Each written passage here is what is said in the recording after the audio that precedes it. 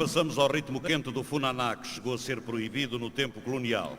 Hugo é um tema popular que relata os problemas de imigrantes cabo-verdianos em Lisboa quando o trabalho escasseia. Desamparados, alguns tornam-se marginais. Com um coro formado por Titina e Maria Alice, vindo de Paris para esta festa, José Casimiro.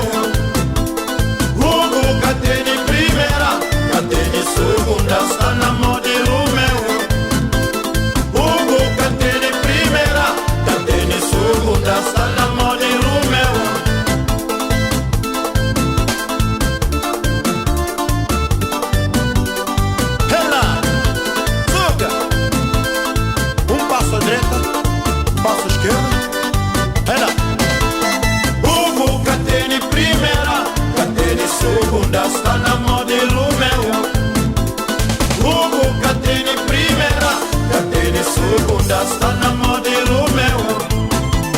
Hugo Cateni primeira, Cateni segunda, sta na moda e Romeo. Hugo Cateni primeira, Cateni segunda. Obrigado. Não se sabe! Não se sabe!